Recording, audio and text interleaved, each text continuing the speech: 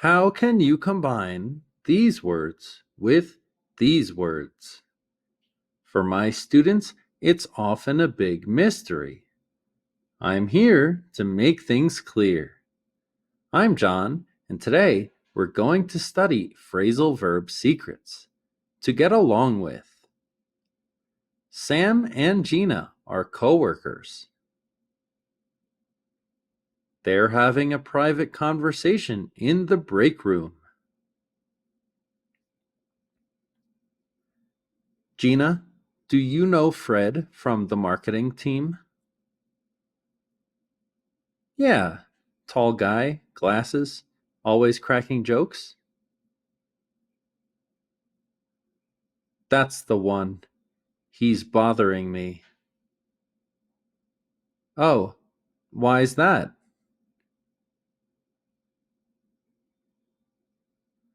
I just can't handle his constant puns and jokes. It's distracting. Plus, I think his behavior is unprofessional. I see. Maybe you could talk to him about it. Or bring it up with the manager if it's affecting your work. We want everyone to get along with each other here. Quiz time! What does to get along with mean? To take a break? To be friendly with someone? To stop talking? To obtain something? Please pause the video and answer the question.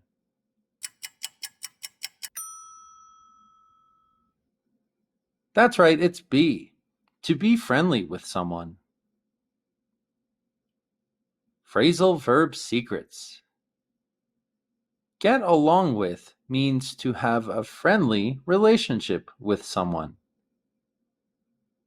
This verb is often used when discussing interpersonal relationships. Get in this context suggests compatibility, similar to get together. Along with refers to a parallel path or relationship. This is the opposite of crossing paths, which can have a negative meaning. Examples: she has a friendly personality and gets along with everyone she meets. Despite their differences, the siblings manage to get along with each other most of the time. Sarah always gets along with animals. Even the most timid pets feel comfortable around her. Despite cultural differences, the international students managed to get along and form strong friendships. Vocabulary extras. Rewatch the video to catch the vocabulary.